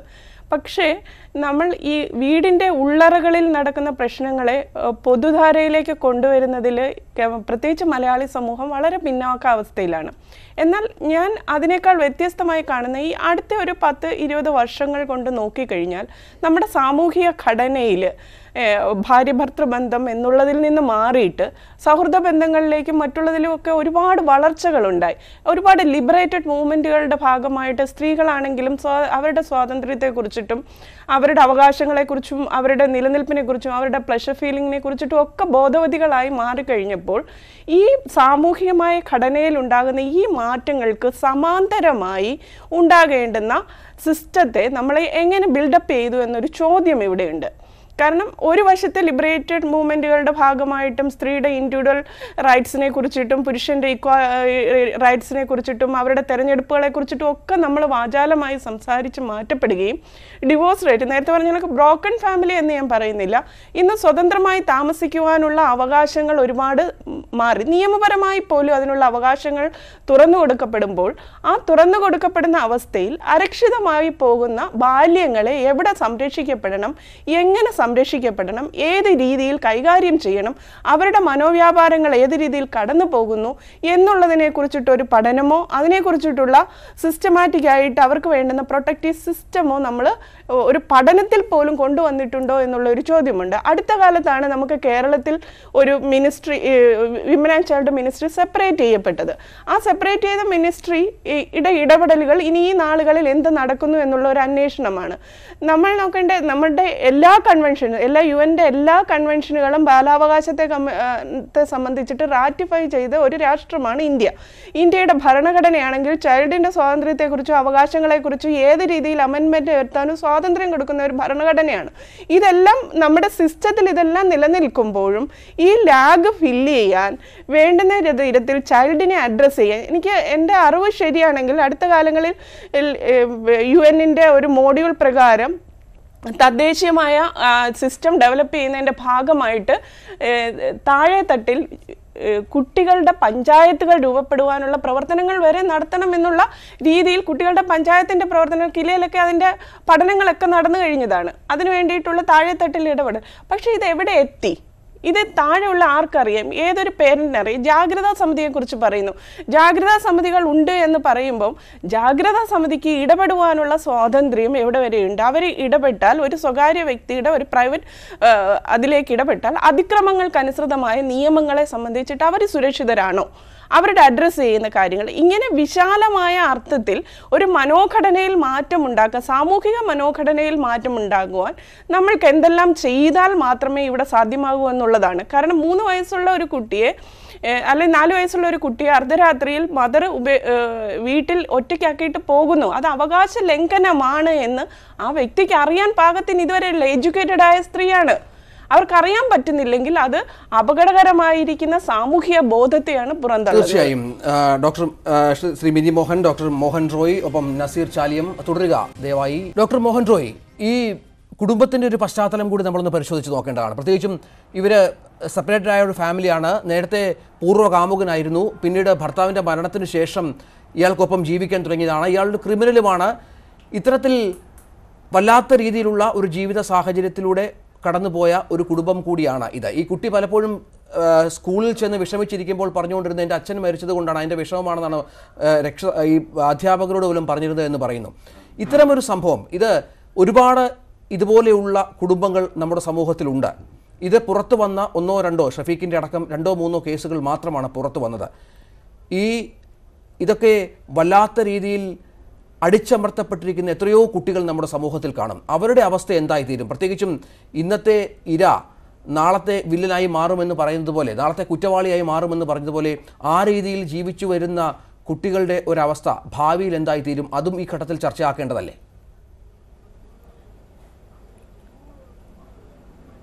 തീർച്ചയായും അവിടെയാണ് ഇതിൻ്റെ ഏറ്റവും ഒരു ദുരന്താവസ്ഥ എന്ന മുന്നിൽ കാണേണ്ടത്. കാരണം ധാരാളം പഠനങ്ങൾ നടന്നിട്ടുണ്ട്. ഇത്തരത്തിൽ ആക്രമിക്കപ്പെട്ട, ഇത്തരത്തിൽ അബ്യൂസ് ചെയ്യപ്പെട്ട കുട്ടികളുടെ ഒരു ഭാവി എന്തായി തീരുമെന്നുള്ളതിനെക്കുറിച്ച് 1995 മുതൽ 97 വരെ 2 വർഷത്തോളം നീണ്ടു നിന്ന ഒരു പഠനം അമേരിക്കയിൽ ഇതുമായി ബന്ധപ്പെട്ട് നടക്കുന്നുണ്ട്. ഇത്തരം പഠനങ്ങളിലൊക്കെ കാണിച്ചിരിക്കുന്ന യഥാർത്ഥത്തിൽ വളരെ നമുക്ക് ഞെട്ടലുണ്ടാക്കുന്ന ചില കാര്യങ്ങളാണ് അതിൽ പുറത്തു വന്നിരിക്കുന്നത്. യഥാർത്ഥത്തിൽ ഇവരുടെ ജീവിത ദൈർഘ്യം പോലും ഒരു ദശകം കണ്ട് കുറയുന്നു എന്നാണ്. അതായത് സാധാരണ ഒരാൾ മരിക്കുന്നതിൻ്റെ 10 വർഷം മുമ്പ് ഇവർ മരിക്കാൻ സാധ്യതയുണ്ട്.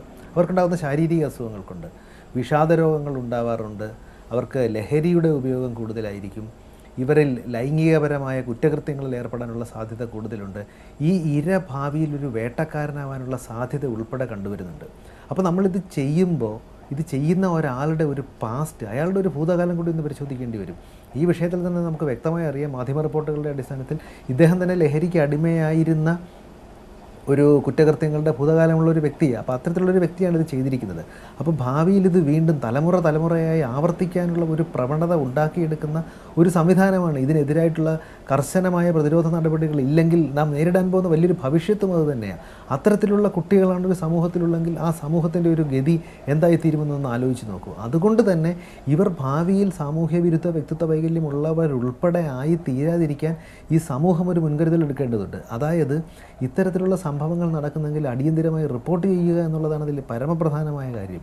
ഇത്തരത്തിലൊരു വീട്ടിലൊരു സംഭവം നടന്നു കഴിഞ്ഞാൽ സ്വാഭാവികമായിട്ടും റെസിഡൻസ് അസോസിയേഷനെ കുറിച്ച് മുമ്പേ നമ്മുടെ സുഹൃത്ത് സംസാരിക്കുകയുണ്ടായി. റെസിഡൻസ് അസോസിയേഷനുകളൊക്കെ നിർജീവമാണോ എന്നാണ് എനിക്ക് ചോദിക്കാനുള്ളത്. കാരണം അവിടെയൊക്കെ ഇതുണ്ടെങ്കിൽ സ്വാഭാവികമായിട്ടും അതോ അവർ പേടിക്കുന്നുണ്ടോ ആരെയെങ്കിലും? അവർ തീർച്ചയായും ഇത്തരത്തിൽ റിപ്പോർട്ട് ചെയ്യുകയും അതോടൊപ്പമുള്ള സംവിധാനങ്ങൾ അവരുടെ കൂടെ ഉണ്ടാവുകയും ഇത്തരം കുറ്റവാളികളെ നേരിട്ട് നിയമവ്യവസ്ഥയ്ക്ക് മുന്നിൽ കൊണ്ടുവരണം. നോക്കൂ, ഈ കുറ്റവാളികളോട് പോലും നമുക്ക് അനുതാപപൂർണ്ണമായ ഒരു സമീപനം എടുക്കേണ്ടി വരും. കാരണം ഈ കുറ്റവാളി പോലും പണ്ട് ഇത്തരത്തിലുള്ള അനുഭവങ്ങളിലൂടെ കടന്നുപോയിട്ടുള്ള ഒരാളാണോ എന്ന് പരിശോധിക്കേണ്ടി വരും. അപ്പോൾ ഏതൊരു കുറ്റകൃത്യവും സമൂഹത്തിൽ നടക്കുന്നത് ഭാവിയിലേക്കുള്ള ഒരു ചൂണ്ടുപലകയാണ്. ഭാവിയിൽ അത്തരം കുറ്റകൃത്യങ്ങൾ ആവർത്തിക്കാതിരിക്കാനുള്ള ഒരു ചൂണ്ടുപലകയായി ഓരോ കുറ്റകൃത്യത്തെയും കാണുകയും അതിനുള്ള പ്രതിരോധ മാർഗങ്ങളും അവബോധ പ്രവർത്തനങ്ങളും നടത്തുന്നതിലൂടെ മാത്രമേ നമ്മുടെ ഒരു സമൂഹത്തെ നമുക്ക് പുനഃസൃഷ്ടിക്കാൻ സാധിക്കുകയുള്ളൂ. നമ്മുടെ ഇന്ത്യയുടെ തന്നെ ഏറ്റവും വലിയൊരു കരുത്തായി നമ്മളിപ്പോൾ പറയുന്നത് നമ്മുടെ യുവജനങ്ങളാണെന്നാണ്. ഈ യുവജനങ്ങൾ നമ്മുടെ കുട്ടികൾ വളർന്നാണ് യുവജനങ്ങളായിത്തീരുന്നത്. അപ്പോൾ അത്തരത്തിലുള്ള കുട്ടികളുടെ ഒരു സ്വഭാവ രൂപീകരണത്തെയും അവരുടെ തലച്ചോറിൻ്റെ വളർച്ചയെയും വികാസത്തെയും ഇത്തരത്തിൽ ഉപദ്രവിക്കപ്പെട്ട ഒരു കുട്ടിക്ക് പിന്നെ എന്ത് വിശ്വാസം അതിൻ്റെ മാതാപിതാക്കൾക്കോട് ഉണ്ടാകുന്നത്? അത്തരത്തിൽ സ്വന്തം മാതാപിതാക്കളോട് വിശ്വാസമില്ലാത്ത ഒരു കുട്ടി സമൂഹത്തിലിറങ്ങി ഒരു ബന്ധം സ്ഥാപിക്കുമ്പോൾ എന്തു വിശ്വാസ്യതയാണ് ആ കുട്ടിക്ക് ഉണ്ടാവുക, ആ കുട്ടിക്ക് നേടിയെടുക്കാൻ സാധിക്കുക, അല്ലെങ്കിൽ ആ കുട്ടിക്ക് കൊടുക്കാൻ സാധിക്കുക? നോക്കൂ, നമ്മുടെ വിവാഹം ഉൾപ്പെടെയുള്ള എല്ലാ ബന്ധങ്ങളിലും അടിസ്ഥാനപരമായി ഒരു വിശ്വാസം എന്ന് പറയുന്ന ഒരു ഘടകമുണ്ടല്ലോ. അത്തരത്തിൽ വിശ്വാസ ഭ്രംശം സംഭവിച്ച, വിശ്വാസ തകർച്ച സംഭവിച്ച ആൾക്കാരുടെ ഒരു സമൂഹത്തിൽ ജീവിക്കുന്നതിൻ്റെ ഒരു ഭീഷണി നമുക്ക് മനസ്സിലാകുന്നില്ല എന്നുണ്ടോ? അത്തരത്തിൽ വളരെയധികം തലങ്ങളുള്ള ഒരു വിഷയമാണ്. ഇത്തരത്തിലൊക്കെ തന്നെ ഇതിനെ നമുക്ക് കാണേണ്ടി വരും. ഇന്നത്തെ ഈ ഇര നാളത്തെ വേട്ടക്കാരനാവാതിരിക്കാനുള്ള ശ്രമങ്ങളെങ്കിലും നാം ഇപ്പോൾ തന്നെ തുടങ്ങേണ്ടി. തീർച്ചയായും. ശ്രീ നസീർ ചാലിയം, ഈ അരക്ഷിതരായ നേരത്തെ ചൂണ്ടിക്കാണിച്ചതുപോലെ ഒരുപാട് കുട്ടികൾ നമ്മുടെ സമൂഹത്തിലുണ്ട്. മാതാപിതാക്കളുടെ സ്വരച്ചേർച്ചയില്ലായ്മയ്ക്കിടയിൽ അല്ലെങ്കിൽ സുഖം തേടി പോകുന്ന മാതാപിതാക്കൾ, അവരുടേതായ ബന്ധങ്ങൾ സ്ഥാപിച്ചു പോകുന്നവർ, അവർ ഈ വിവാഹ ബന്ധം വേർപിരിന് ശേഷമോ മരണത്തിന് ശേഷമോ ഒക്കെ അവർക്ക് ഇഷ്ടമുള്ളവരെ വിളിച്ചുകൊണ്ട് വരുന്നു. കുട്ടികൾക്ക് ഇഷ്ടപ്പെടാതിരിക്കുന്ന സാഹചര്യമുണ്ട്. കുട്ടികൾ മായി പലപ്പോഴും വാക്കേറ്റമുണ്ടാകുക, അവരെ ഇഷ്ടമില്ലായ്മ ഉണ്ടാകുക, ഇതിൽ മർദ്ദനമുണ്ടാകുക, അത് ഒരുപാട് സംഭവങ്ങൾ നമ്മുടെ കുടുംബങ്ങളിൽ ഉണ്ടാകുന്നുണ്ട്. ഇവിടെ ഏത് രീതിയിലുള്ള ഇടപെടലാണ് ഇത്തരം ബ്രോക്കൺ ഫാമിലീസിൻ്റെ ഇടയിൽ, ഈ കുടുംബങ്ങൾക്കിടയിൽ, ശിഥിലമായ കുടുംബങ്ങൾക്കിടയിൽ ഈ പറഞ്ഞതുപോലെയുള്ള സമൂഹമടക്കം നടത്തേണ്ടത്? അവർക്ക് ഈ കുട്ടികൾ ഇതിന് ഇരകളാക്കപ്പെടാതിരിക്കാൻ ഏത് രീതിയിൽ നമ്മൾ ഈ വിഷയത്തെ കൈകാര്യം ചെയ്യണം?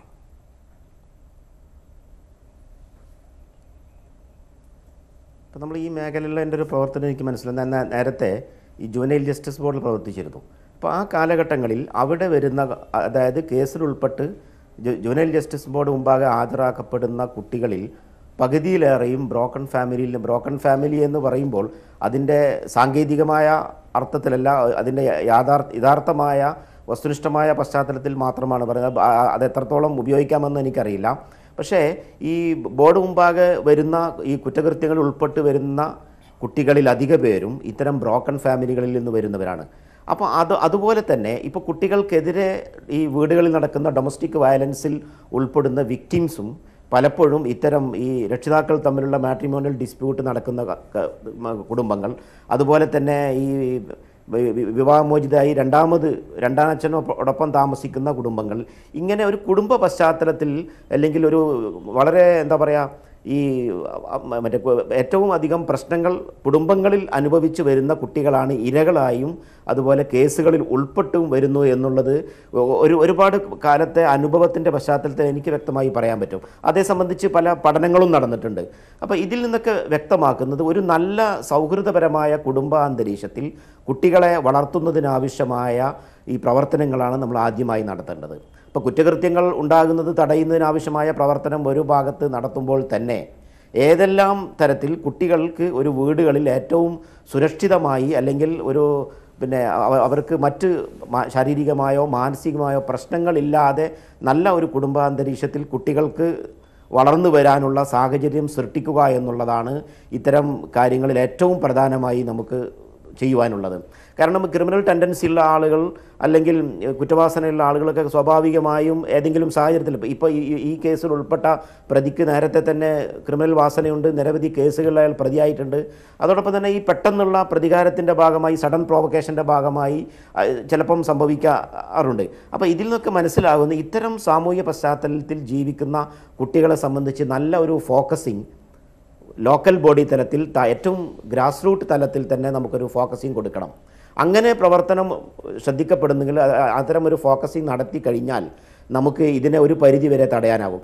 അതോടൊപ്പം തന്നെ ഏതെങ്കിലും തരത്തിലൊരു അസ്വാഭാവികത അത്തരം കുടുംബങ്ങളിൽ നിന്ന് നമുക്ക് വിവരം കിട്ടുമ്പോൾ നമുക്ക് ഏറ്റവും പ്രധാനമായി ഇനി ജാഗ്രതാ സമിതി പോകട്ടെ അല്ലെങ്കിൽ പിന്നെ ഈ റെസിഡൻസ് അസോസിയേഷനൊക്കെ മാറ്റി നിർത്തിയാൽ പോലും ഒരു പൗരൻ എന്നുള്ള നിലയിൽ സമൂഹത്തിൽ ജീവിക്കുന്ന ഒരു വ്യക്തി എന്നുള്ള നിലയിൽ ബന്ധപ്പെട്ട അധികാരികളെ അറിയിക്കുവാനുള്ള ഏറ്റവും പ്രാഥമികമായ ഒരു ചുമതല നമുക്കുണ്ട്. ഇപ്പം നമുക്ക് ജില്ലാതലത്തിൽ ചൈൽഡ് പ്രൊട്ടക്ഷൻ യൂണിറ്റുകൾ കേരളത്തിലെ എല്ലാ ജില്ലകളും പ്രവർത്തിക്കുന്നുണ്ട്.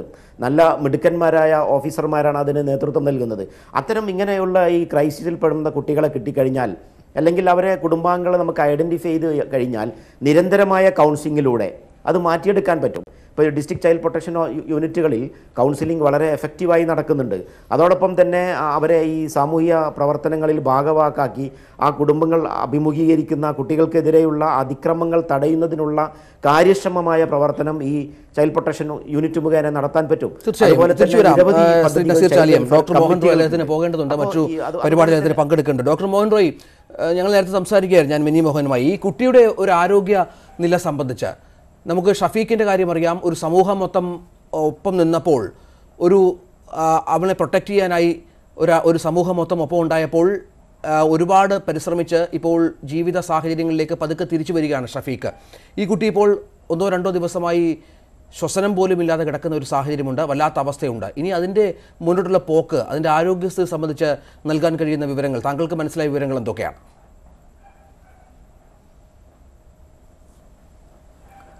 കുട്ടിയുടെ അവസ്ഥ നമ്മൾ മനസ്സിലാക്കിയിടത്തോളം വളരെ ഗുരുതരമാണ്. മാധ്യമ റിപ്പോർട്ടുകൾക്കനുസരിച്ചാണെങ്കിൽ ശ്വാസം മാത്രമേ ഉള്ളൂ, അതും കൃത്രിമമായ ശ്വാസോച്ഛ്വാസം വെന്റിലേറ്ററിൻ്റെ സഹായത്തോടു കൂടിയാണ് നൽകുന്നത്. ശരീരത്തിൻ്റെ ചലനങ്ങളൊക്കെ തന്നെ വളരെ കുറഞ്ഞിരിക്കുന്നു. നമ്മുടെ ഒരു സ്കോർ, നമ്മളൊരു ന്യൂറോളജിക്കലായിട്ടുള്ള ഇത്തരം അപകടങ്ങളിലൂടെ കടന്നു പോകുന്ന വ്യക്തികൾക്കൊരു സ്കോറിംഗ് സിസ്റ്റമുണ്ട്. ആ സ്കോറിംഗ് സിസ്റ്റമൊക്കെ അനുസരിച്ച് വളരെ ചെറിയൊരു സ്കോറാണ് ആ കുഞ്ഞിനുള്ളത്. നിർഭാഗ്യവാനായ കുട്ടി എത്രയും പെട്ടെന്ന് ഈ അവസ്ഥ തരണം ചെയ്ത് തിരിച്ചു വരണമെന്ന് നമ്മളൊക്കെ ആഗ്രഹിക്കുന്നുണ്ട്. നമ്മുടെയൊക്കെ ആഗ്രഹം അതാണ്. കാരണം ഒരു കുഞ്ഞും ഇത്തരത്തിൽ ഇനിയെങ്കിലും ഒരു കുഞ്ഞിനും ഈ ഒരു അവസ്ഥ ഉണ്ടാവരുതെന്ന് നമ്മൾ വിചാരിക്കുമ്പോൾ തന്നെ ഈ കുഞ്ഞിനെ നമുക്കങ്ങനെ അത്രയ്ക്ക് ഉപേക്ഷിക്കാൻ സാധിക്കില്ല. കേരളത്തോടൊപ്പം കേരളത്തിൻ്റെ മനസ്സും കേരളത്തിൻ്റെ ആത്മാവും ഒക്കെ തന്നെ നമ്മൾ പൂർണ്ണമായും ആ കുഞ്ഞ് തിരിച്ചു വരാനുള്ള ശ്രമങ്ങളിൽ ഏർപ്പെട്ടിരിക്കുന്ന ഡോക്ടർമാരുടെ ഒപ്പം നിൽക്കാനും ആ കുഞ്ഞ് എത്രയും പെട്ടെന്ന് ജീവിതത്തിലേക്ക് തിരിച്ചു വരട്ടെ എന്ന് ആശിക്കാനുമേ നമുക്ക് കഴിയത്തുള്ളൂ. അതോടൊപ്പം നാം ഒരു ദൃഢപ്രതിജ്ഞ എടുക്കണം. ഇനി ഒരിക്കലും ഇത്തരത്തിലൊരു കുഞ്ഞിനു വേണ്ടി ഒരു ചർച്ച ഉണ്ടാവാതിരിക്കാൻ വേണ്ടി ഈ സമൂഹത്തിന് എന്ത് ചെയ്യാൻ സാധിക്കുമെന്നുള്ളത് നാം നേരത്തെ സൂചിപ്പിച്ച എല്ലാ ആൾക്കാരും, ജാഗ്രതാ സമിതികളാണെങ്കിൽ, റെസിഡൻസ് അസോസിയേഷൻ ആണെങ്കിൽ, സ്കൂളുകളാണെങ്കിൽ, മറ്റു സംവിധാനങ്ങളാണെങ്കിൽ, മാതാപിതാക്കളാണെങ്കിൽ, ഇതറിയുന്ന ആൾക്കാരാണെങ്കിൽ, ഇത് സംശയിക്കുന്ന ആൾക്കാരാണെങ്കിൽ എന്തു ചെയ്യാൻ സാധിക്കും എന്നുള്ള പ്രവർത്തനത്തെക്കുറിച്ച് ആലോചിക്കാനുള്ള, ഈ കുഞ്ഞിനു വേണ്ടി ഉണ്ടായ ഒരു ചർച്ച ഇനി മറ്റൊരു കുഞ്ഞിനും വേണ്ടി ഈ സംസ്ഥാനത്ത് ഉണ്ടാവാതിരിക്കട്ടെ എന്നുകൂടി നമുക്ക് ആഗ്രഹിക്കാം. അതിനുവേണ്ടി നമുക്ക് പ്രവർത്തിക്കാം. അതായിരിക്കും ഇപ്പോൾ ഈ വെന്റിലേറ്ററിൽ കിടക്കുന്ന കുഞ്ഞിനോട് നമുക്ക് ചെയ്യാൻ പറ്റും. ഡോക്ടർ മോഹൻ റോയ്, ശ്രീമതി മിനി മോഹൻ ഈ പറഞ്ഞതുപോലെ ഇനിയൊരു ഷഫീഖ് ഉണ്ടാകാതിരിക്കാൻ, ഇനി തൊടുപുഴയിലെ ഇത്തരം 2 കുട്ടികൾ ഉണ്ടാകാതിരിക്കാൻ നമ്മുടെ സമൂഹത്തിൽ, അത് ഗ്രാസ് റൂട്ട് ലെവൽ മുതലുള്ള ഒരു സിസ്റ്റം അത് കൃത്യമായി വർക്ക് ചെയ്യണം. എങ്കിൽ മാത്രമേ അത്തരം സംഭവങ്ങൾ ആവർത്തിക്കാതിരിക്കുകയുള്ളൂ. ഈ ചൈൽഡ് പ്രൊട്ടക്ഷൻ കൗൺസിലിൻ്റെയൊക്കെ കൗൺസിലിങ്ങിലേക്ക് എത്തേണ്ട സാഹചര്യം ഒരുക്കേണ്ടത് ഈ വിവരം ആദ്യം പുറത്തറിയുക, എന്താണ് ഈ കുടുംബങ്ങൾക്കുള്ളിൽ സംഭവിക്കുന്നത് ആദ്യം പുറത്തറിയുക എന്നുള്ളത് അനുസരിച്ചിരിക്കും. എങ്കിൽ മാത്രമേ ഇവരെ അവിടെ എത്തിക്കാനെങ്കിലും സാധിക്കൂ. അതിന് നമ്മൾ ഏത് രീതിയിൽ മാറണം, എന്ത് സംവിധാനങ്ങൾ ഒരുക്കണം എന്നത് വളരെ പ്രസക്തമായി മാറുകയല്ലേ ഈ ഘട്ടത്തിൽ? തീർച്ചയായിട്ടും ഞാൻ ഇതിനകത്ത് വളരെ വ്യക്തമായ ഒരു മാർഗ്ഗരേഖ ഉണ്ടാകേണ്ടിയിരിക്കുന്നു എന്ന് തന്നെ ആവശ്യപ്പെടും. കാരണം നമ്മൾ ഇൻ്റർനാഷണലി നോക്കിക്കഴിഞ്ഞാൽ എല്ലാ രാഷ്ട്രങ്ങളിലും നമ്മളുടെ ഒരു സ്റ്റാൻഡേർഡ് ഉണ്ട്. കാരണം എവിടെയെങ്കിലും സസ്പെക്റ്റഡ് ആയിട്ട് ഒരു കുട്ടി ആക്രമിക്കപ്പെടാൻ സാധ്യതയുണ്ട് എന്ന് അറിഞ്ഞു കഴിഞ്ഞാൽ ആ കുട്ടിയെ അവിടെ നിന്ന് പിക്കപ്പ് ചെയ്ത് കൊണ്ടുപോകുന്ന ഒരു സംവിധാനം നിലവിലുണ്ട്. അതേ രീതിയിൽ നമ്മുടെ കേരളത്തിലും നമ്മുടെ ആരോഗ്യ പരിരക്ഷ, മാനസികാരോഗ്യ പരിരക്ഷ രംഗങ്ങൾ വളരെ ഫോർവേഡായിട്ട് ചിന്തിക്കുന്ന പുരോഗമനാത്മകമായി നീങ്ങുന്ന സംവിധാനങ്ങളുണ്ട്. അതുകൊണ്ട് അതേപോലെ തന്നെ ഒരു കുട്ടി എവിടെയും പീഡിപ്പിക്കപ്പെടാം. നമ്മൾ ഇന്നത്തെ സിസ്റ്റം അനുസരിച്ചിട്ടാണെങ്കിൽ സുഹൃത്തായിട്ടായാലും സഹോദരനായിട്ടായാലും പിതാവായിട്ടായാലും അമ്മയായിട്ടാണെങ്കിലും അമ്മൂമ്മയായിട്ടാണെങ്കിലും ആരുടെ ഭാഗത്തു നിന്നും ഈ വ്യത്യസ്ത തരത്തിലായ നിസ്സഹായരായ കുട്ടികൾ ഉണ്ടാകാനുള്ള സാധ്യതകളുണ്ടെന്ന് അറിഞ്ഞിരുന്നു കൊണ്ട് ജാഗ്രതയോടുകൂടി ഒരു സർക്കാരും സമൂഹവും പ്രവർത്തിക്കേണ്ട സന്ദർഭമാണ്. അതിനു വേണ്ടിയിട്ട് അത്തരം സംവിധാനങ്ങൾ, ഒരു അലേർട്ട് സിസ്റ്റം ഉണ്ടാക്കിയെടുക്കാൻ ഏത് തരത്തിലാണ് ഒരു മെക്കാനിസം ഉണ്ടാക്കേണ്ടതെന്നുള്ളത് ചിന്തിക്കേണ്ടിയിരിക്കുന്നു.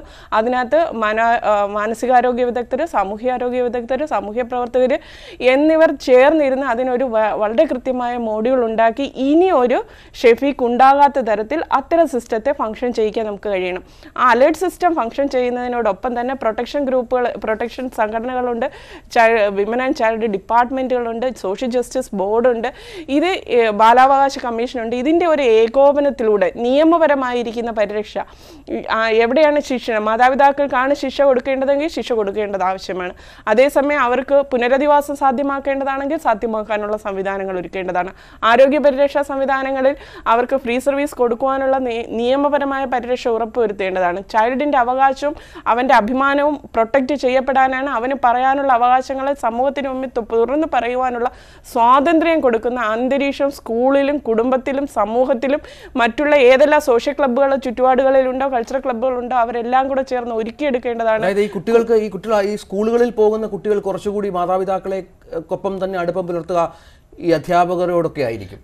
ഈ അധ്യാപകരോട് കാര്യങ്ങൾ തുറന്നു പറയുക, അല്ലെങ്കിൽ എന്തെങ്കിലും സംഭവിച്ചാൽ അത് ഒന്ന് ചൂണ്ടിക്കാണിക്കാൻ പറ്റുന്ന തരത്തിലേക്ക് കാര്യങ്ങൾ മാറുക, അധ്യാപകർ കൂടി കൗൺസിലർമാരായി മാറുക, ആ തരത്തിലൊക്കെ ആലോചിക്കാവുന്നതല്ലേ? ചൈൽഡ് ഫ്രണ്ട്ലി ആയിരിക്കണം അധ്യാപകർ എന്നുള്ള കാഴ്ചപ്പാടുകളും അതിനനുസരിച്ചുള്ള ട്രെയിനിങ്ങും മോഡ്യൂളും എല്ലാം കൊടുത്തു കഴിഞ്ഞു. പക്ഷേ എവിടെയാണ് ഒരു വിദ്യാർത്ഥിയും അധ്യാപകനും തമ്മിലുള്ള അകൽച്ച രൂപപ്പെടുന്നത് എന്നുള്ളത് ഇന്നത്തെ ഒരു വല്ലാത്ത സിലബസും അതിനോടൊപ്പം എക്സ്റ്റേണൽ ആയിട്ടുള്ള ആക്ടിവിറ്റീസും എല്ലാം കൂടെ കുത്തി നിറച്ചുകൊണ്ട് കുട്ടികളെ പേഴ്സണൽ അറ്റൻഷൻസ് കുറയുന്നുണ്ടോ എന്നുള്ള കാര്യത്തെ വളരെ ശ്രദ്ധയോടുകൂടി നീങ്ങേണ്ടിയിരിക്കുകയാണ്. അത് നമ്മുടെ എഡ്യൂക്കേഷൻ സിസ്റ്റം അത്തരത്തിൽ നമ്മൾ മോൾഡ് ചെയ്യണം.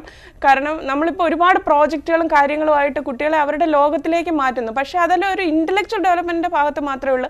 അവരുടെ വൈകാരികതയും അതോടൊപ്പം തന്നെ സോഷ്യൽ കൺസേണും എങ്ങനെ ഉപയോഗപ്പെടുത്തുന്നു എന്നുള്ള കാര്യത്തിലേക്ക് മാറ്റേണ്ടിയിരിക്കുന്നു. ഞാൻ അംഗൻവാടികൾ ഇവിടെ ഒരു നല്ല റോള് വഹിക്കാൻ പറ്റുന്നതായിരുന്നു. പക്ഷേ ഇപ്പോഴും നമ്മുടെ അംഗൻവാടിയുടെ സ്ട്രക്ചർ നിലനിൽക്കുന്നത് ഇപ്പോഴും പ്രീനേറ്റൽ കെയറിലും പോസ്റ്റ് നേറ്റൽ കെയറിലും ഒക്കെ മാത്രമായി ഒതുങ്ങുന്നുണ്ട്.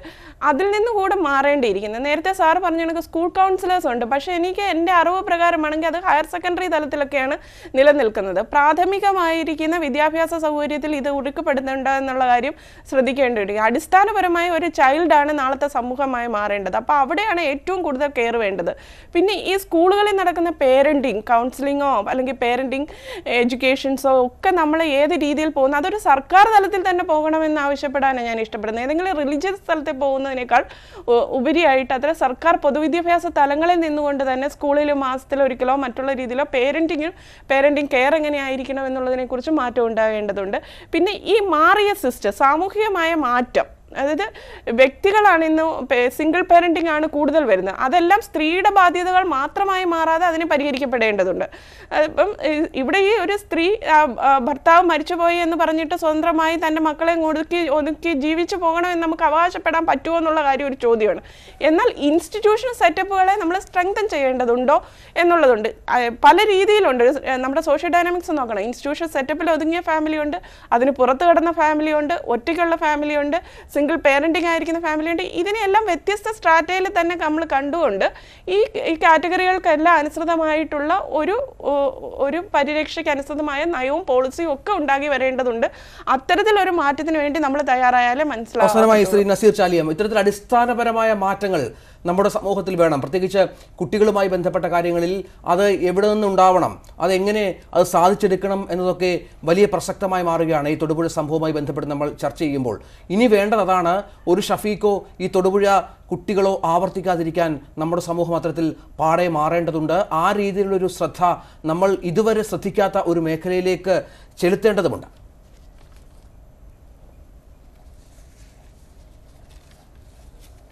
തീർച്ചയായും. ഇപ്പോൾ നമുക്ക് നേരത്തെ നമ്മളെല്ലാവരും ചർച്ച ചെയ്തു, ഒരുപാട് സംവിധാനങ്ങളുണ്ട്. ഇപ്പോൾ താഴേക്കടയിൽ ഈ ചൈൽഡ് വെൽഫെയർ കമ്മിറ്റി എല്ലാ ജില്ലകളിലും പ്രവർത്തിക്കുന്ന സ്റ്റാറ്റ്യൂട്ടറി അധികാരമുള്ള ഒരു ജുഡീഷ്യൽ ഫസ്റ്റ് ക്ലാസ് മജിസ്ട്രേറ്റിൻ്റെ എല്ലാ അധികാരത്തോടു കൂടിയും പ്രവർത്തിക്കാൻ കഴിയുന്ന ഒരു ചൈൽഡ് പ്രൊട്ടക്ഷൻ സംവിധാനമാണ് ചൈൽഡ് വെൽഫെയർ കമ്മിറ്റികൾ. അതുപോലെ തന്നെ ജുവനൈൽ ജസ്റ്റിസ് ബോർഡ് എല്ലാ ജില്ലകളും പ്രവർത്തിക്കുന്നുണ്ട്. അതോടൊപ്പം സംസ്ഥാന തലത്തിൽ അതിൻ്റെ ഏകോപനവും മോണിറ്ററിംഗ് അടക്കമുള്ള അധികാരങ്ങളോടുകൂടി സംസ്ഥാന ദേശീയ ബാലാവകാശ കമ്മീഷനുകൾ പ്രവർത്തിക്കുന്നു. അതിന് കീഴെ നിരവധി ചൈൽഡ് പ്രൊട്ടക്ഷൻ യൂണിറ്റുകൾ. അപ്പോൾ ഇത്തരം സംവിധാനങ്ങൾ നമ്മുടെ സംസ്ഥാനത്ത് അല്ലെങ്കിൽ നമ്മുടെ രാജ്യത്ത് പ്രവർത്തിക്കുന്നുണ്ട്. അപ്പോൾ അതിലൊക്കെ ചെയ്യേണ്ട ഒരു കാര്യം, ഇത്തരം സംവിധാനങ്ങളെ ഒരർത്ഥത്തിലും പിന്നെ നമുക്ക് അതിൻ്റെ പ്രവർത്തനത്തെ എപ്പോഴും ഒരു മോണിറ്ററിംഗ് സംവിധാനത്തോടു കൂടി മുന്നോട്ട് പോവുകയും ഏത് സാഹചര്യങ്ങളിലും അതിനെ സ്ട്രെങ്തൻ ചെയ്യേണ്ട ഒരു സമയമാണെന്നാണ് എൻ്റെ അഭിപ്രായം. ഇപ്പോൾ പലപ്പോഴും ഈ ചൈൽഡ് വെൽഫെയർ കമ്മിറ്റികളും ജുവനൈൽ ജസ്റ്റിസ് ബോർഡ് അടക്കമുള്ള സ്ഥാപനങ്ങളിലൊക്കെ അതിൽ താല്പര്യമില്ലാത്ത പലരും അതിലേക്ക് കടന്നു വന്ന് അതിൻ്റെ പ്രവർത്തനത്തെ ബാധിക്കുന്ന സാഹചര്യങ്ങളുണ്ട്. അതോടൊപ്പം തന്നെ അതിൽ നിന്ന് ആളുകൾ ഒഴിഞ്ഞു പോയാൽ അതിൻ്റെ പുതിയ നിയമനങ്ങൾക്ക് കാലതാമസം സർക്കാർ സംവിധാനങ്ങളിൽ നിന്ന് വരുന്നുണ്ട്. അത് പലപ്പോഴും കണ്ടുവരുന്നു. അതൊരിക്കലും ഉണ്ടായിക്കൂടാ. ഈ മറ്റ് ഏത് സംവിധാനങ്ങളിൽ കാലതാമസം ഉണ്ടെങ്കിലും ഈ ചൈൽഡ് പ്രൊട്ടക്ഷനുമായി ബന്ധപ്പെട്ട എല്ലാ അധികാര സ്ഥാപനങ്ങളിലും സമയബന്ധിതമായി നിയമനം നടത്തുകയും അതിൽ എത്രയും പെട്ടെന്ന് അതിൻ്റെ ആ പ്രവർത്തനം സജീവമാക്കേണ്ടുന്ന ഒരു സാഹചര്യം ഇത്തരം ചൈൽഡ് പ്രൊട്ടക്ഷൻ സംവിധാനങ്ങളിലുണ്ട്. കാരണം ഏതെങ്കിലും തരത്തിൽ ഒരു ആളുകൾ അതിൽ ഒഴിഞ്ഞു പോയാൽ പകരം പുതിയ സംവിധാനം ഉണ്ടാക്കണം, ആളുകളെ നിയമിക്കണം.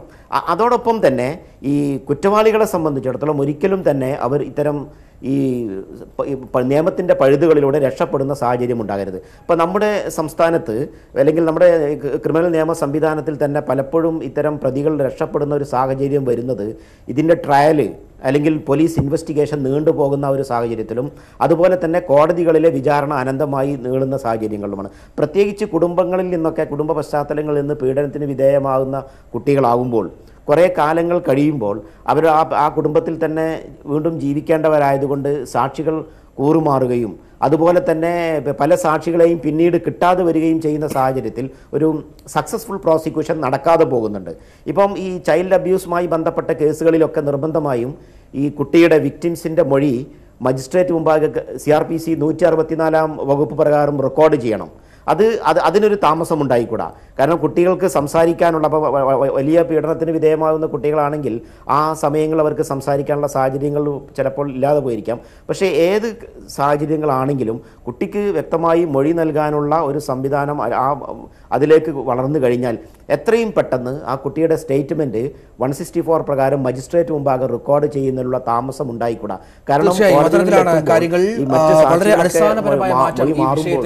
പ്രധാനപ്പെട്ട ഒരു മേഖലയാണ് ഈ ബാല്യം എന്നുള്ളത്. അവിടെ ഏത് രീതിയിൽ ഇടപെടൽ വേണം സമൂഹത്തിൻ്റെ, സർക്കാരിൻ്റെ, സംവിധാനങ്ങളുടെ, അത് കുറച്ചുകൂടി ഫലപ്രദമാകണം എന്ന് തന്നെയാണ് ഈ ചർച്ചയുമായി ബന്ധപ്പെട്ട് ഉരുത്തിരിഞ്ഞു വന്ന പ്രധാനപ്പെട്ട ഒരു കാര്യം. ചോദിച്ചിരുന്ന ചോദ്യങ്ങളിലൊന്ന് നമ്മുടെ അരക്ഷിത ഭവനങ്ങളിൽ കുട്ടികൾ സുരക്ഷിതരോ എന്നായിരുന്നു.